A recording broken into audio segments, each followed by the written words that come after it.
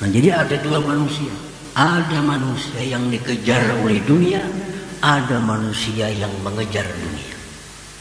Siapa manusia yang dikejar dunia? Orang-orang yang bakti kepada Allah Subhanahu wa ta'ala. Orang-orang yang selalu dalam keadaan taat kepada Allah. Ini dunia mengejar dari muka, dari belakang, kiri, kanan. Dikejar oleh dunia. Nah, ada lagi orang-orang yang ingkar kepada Allah. Ini orang-orang yang pengejar dunia. Nah, pengejar dunia. Kemana ada dunia, datangi sana. Kemana ada peluang, datangi sana. Kada semuanya itu dapat. Kada semuanya berhasil.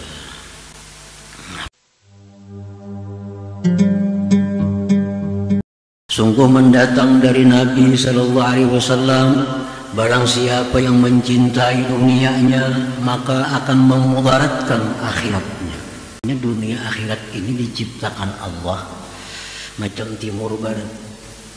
Bila kita dekat ke timur, kita berparat, makin dekat ke barat berarti makin jauh ke timur. Nah, itulah perbandingan antara dunia dan akhirat itu. Bila kita mengutamakan mendekatkan diri ke dunia, jauh dengan akhirat. Bila kita mendekatkan dengan akhirat, jauh dengan dunia. Nah, jadi ujar Nabi ini, barang siapa yang mencintai dunianya itu pasti akan mengganggu akhiratnya. Kada tenaga pikiran terganggu. Artinya apa? Ada orang yang kada sibuk dengan dunia, di rumah dia menjalankan bisnis hanya lewat orang-orang, di rumah aja dia. Tapi pikirannya pun kada akan sunyi daripada dunia itu. Nah, sedangkan pikiran yang bercampur dengan duniawi itu menghambat kita untuk bisa khusyuk di dalam sebuah ibadah kita. Nah, khusyuk dalam sembahyang, khusyuk dalam baca Quran itu merupakan buah daripada az-zuhdu fid dunia. Kalau kita masih mencintai dunia, mustahil sembahyang itu bisa khusyuk. Mustahil. Kenapa? Sebabnya karena khusyuk itu buah daripada zuhud. Buahnya zuhud. Kalau zuhudnya kada mau ada buah. Banyak pelajaran-pelajaran dari Imam Ghazali, dari berbagai macam ulama, bagaimana cara sembahyang supaya khusyuk. Pelajari itu, pahami itu. Kada akan bisa kita mempraktikkan kalau hati kita masih cinta kepada dunia. Banyak buku-buku dikarang oleh cendekiawan, oleh para ulama, bahkan dari para aulia, bagaimana supaya cara sembahyang itu khusyuk. Nah, jadi cara seperti itu bisa kita praktikkan dalam sembahyang kita kalau kita ini zuhud dengan dunia. Kalau masih mencintai dunia, ada akan bisa dapat yang namanya khusyuk di dalam sembahyang itu.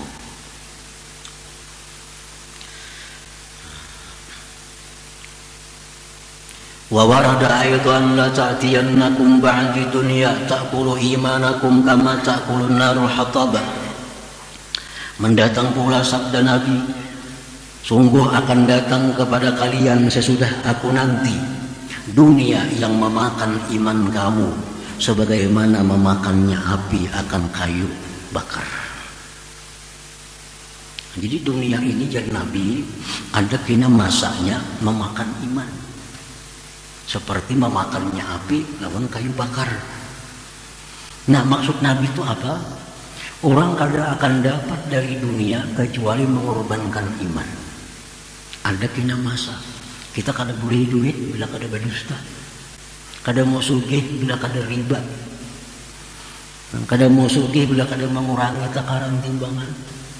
Nah, ini biar Nabi akan datang kepada umatku itu dunia yang memakan iman, memakan iman.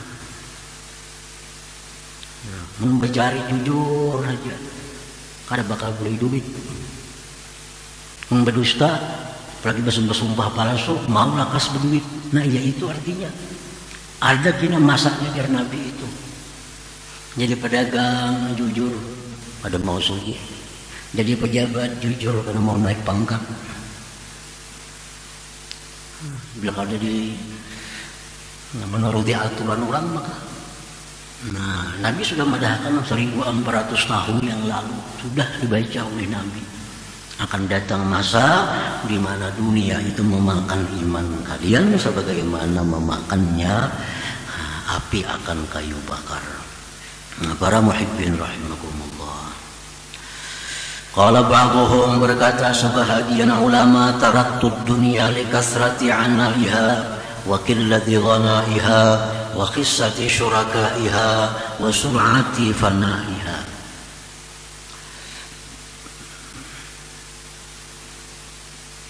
Aku tinggalkan dunia ini, artinya kada aku urusi. Artinya aku tinggalkan dunia, kada aku urusi, kada aku kejar dunia. Kenapa? Karena banyak uyuhnya, banyak susahnya, sedikit kekayaannya. Karena beliau ini memandang kepada surganya Allah. Artinya dunia ini kada apa-apa dibanding dengan surganya Allah. Lapahnya maka kuyuhnya maka mengejar luar biasa. Wa khissati syurakaiha, dan hina orang-orang yang bersekutu dengan dunia itu. Orang-orang hina. Yang banyak yang sedih-sedih itu orang-orang non-Islam. Yang banyak orang kaya itu orang Yahudi. Yang banyak orang kaya itu orang Nasrani. Wa sur'ati fanaiha, dan cepatnya hilang dunia ini. Cepatnya hilang dunia ini. Para muhibbin rahimakumullah.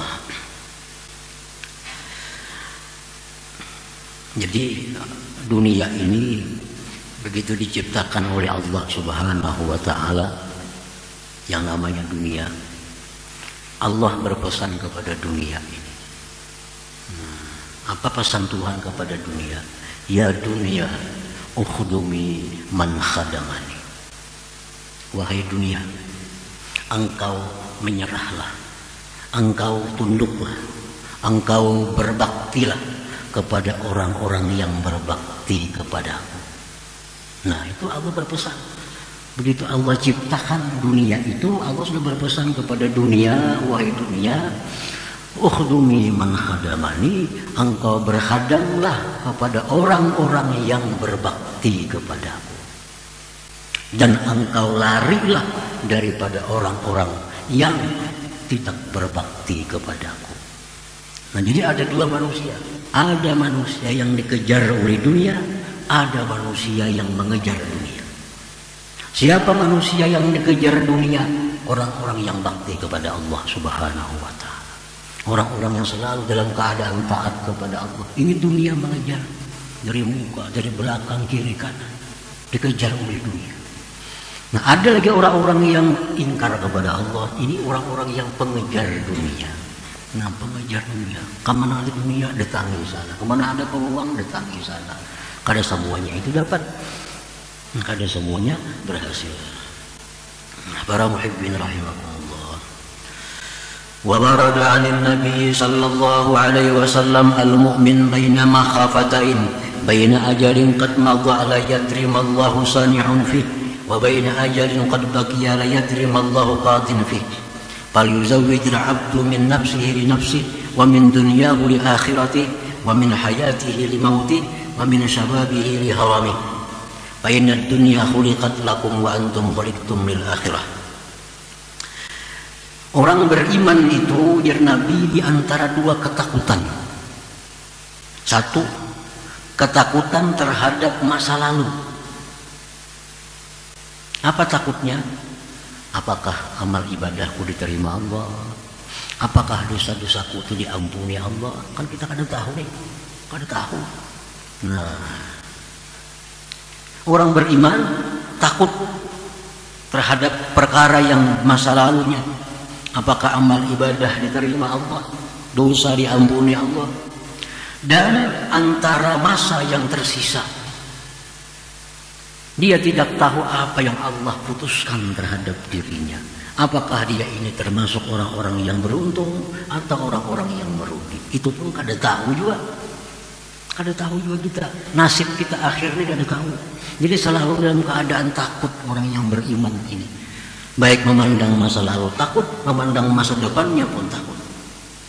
Maka hendaklah berbekal seorang hamba dari dirinya untuk dirinya, dari dunia ini berbekal untuk akhirat, dari hidupnya untuk mati, dari masa muda untuk hari tua. Karena dunia itu diciptakan untuk kalian dan kalian diciptakan untuk akhirat. Ila akhir hadis. Qala ba'duhum, berkata sebahagian ulama, ij'al minad dunya ma wasalaka ila al-ibadah wa talliq ma fawqa dhalik. Berkata lagi sebagian ulama, jadikanlah daripada dunia itu sesuatu yang menyampaikan engkau kepada ibadah. Jadikanlah dunia yang membawa engkau kepada ibadah, dan jauhi dunia yang tidak membawa engkau kepada ibadah. Para muhibbin rahimakumullah, tidak ada pun satu ayat dalam Al-Quran, satu hadis daripada hadis-hadis Rasulullah SAW yang melarang kita ini untuk jadi orang kaya. Itu kada ada. Kada ada. Andai kata Allah melarang orang jadi kaya, pertama yang dilarang Allah Nabi Sulaiman. Nabi Sulaiman orang yang paling kaya. Tidak ada satu ayat pun dalam Al-Quran yang melarang seseorang memegang satu kekuasaan.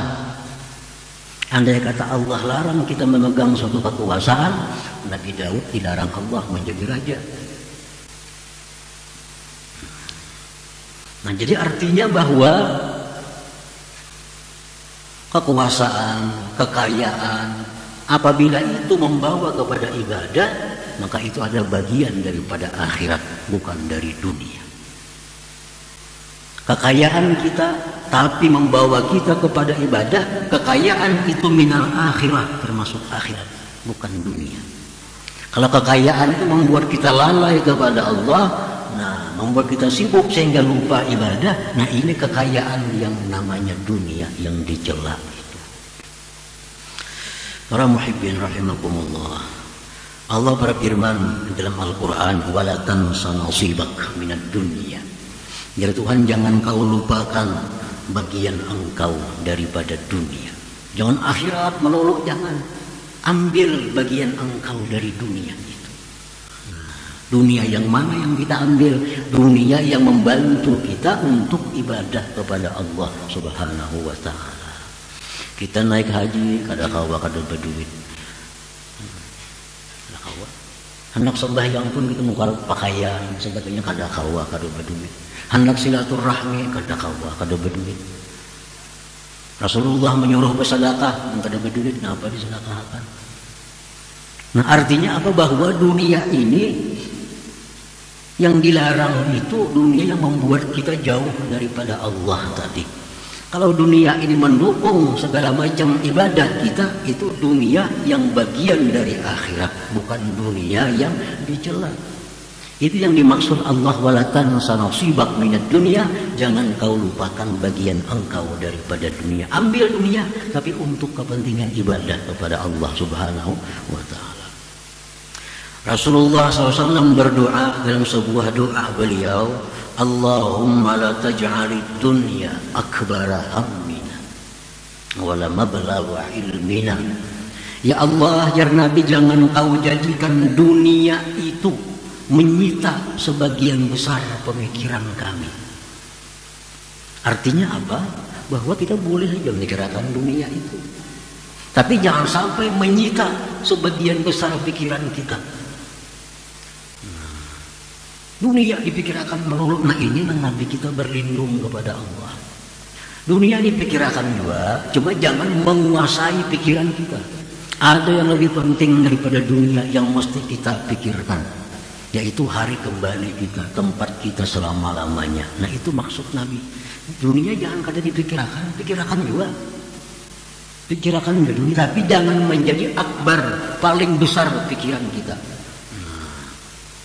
Siang memikirkan dunia, bisukan memikirkan dunia, tengah hari memikirkan dunia, sembahyang pun pikiran dunia. Nah itulah Nabi kita berlindung itu. Kan orang cinta dunia macam itu. Bisukan sudah memikirkan dunia.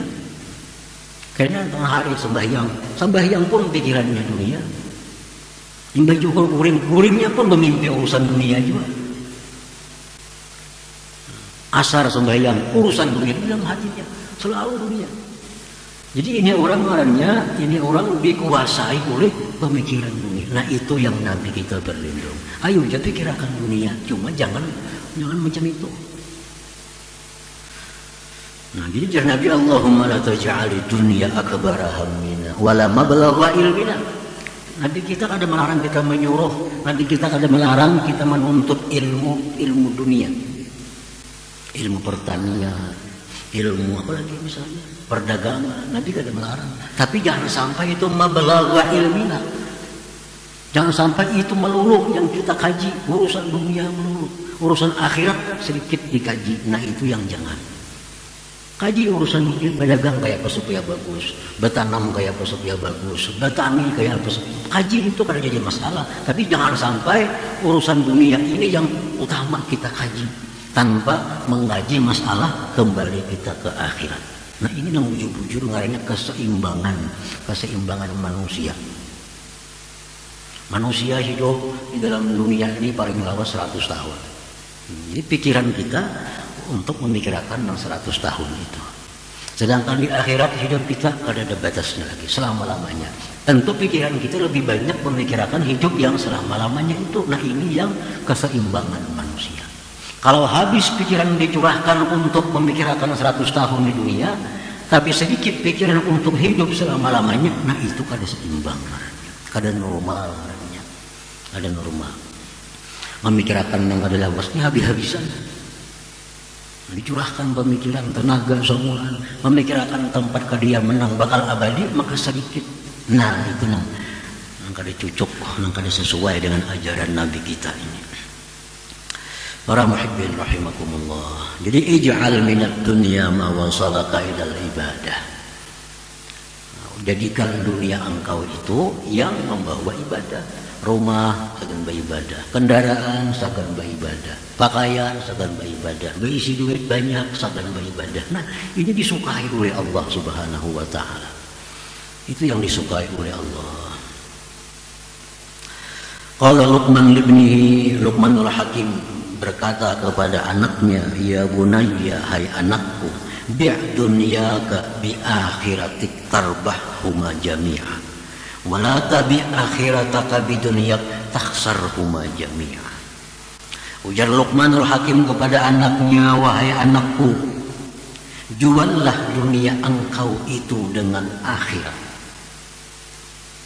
Juallah dunia engkau dengan akhirat. Tenaga kita di dunia jual dengan akhirat. Duit kita jual dengan akhirat. Gunakan untuk yang berpahala, artinya tarbahhuma, niscaya engkau dapat untung dunia dan akhirat. Dapat untung kedua-duanya. Kita gunakan diri kita untuk ibadah kepada Allah, kita akan dapat dunia akhirat. Kita gunakan duit kita untuk ibadah, dapat untung dunia akhirat. Itu hadis sudah menjamin Rasulullah mana kasamalun min sadaqah. Nabi sudah menyatakan tidak pernah berkurang harta bila disedekahkan. Nabi sudah mengatakan demikian. Tidak berkurang harta bila disedekahkan. Jadi kalau kita menyedekahkan harta, itu artinya menjual untuk akhirat. Tarbah rumah, dapat dunia akhirat. Keduanya dapat pahala, dapat gantiannya, ganal pada itu. Ganal pada itu. Wala tabid akhirataka bidunyak, jangan menjual akhirat dengan dunia engkau. Tubuh, jasad, semua full untuk dunia, pikiran full untuk dunia, harta benda full untuk dunia, sedikit untuk akhirat. Takhsarhuma jami'a, engkau akan rugi dunia akhirat. Kada untung dunia akhiratnya. Takhsarhuma. Nah, jadi banyak hadis-hadis Rasulullah, perkataan para aulia yang mengajarkan kepada kita tentang bagaimana kita yang benar menyikapi dunia. Nah, bagaimana yang sebenarnya dalam hal menyikapi dunia ini. Dunia kita ambil, dunia kita pakai selama dunia ini mengirim kita ke surganya Allah.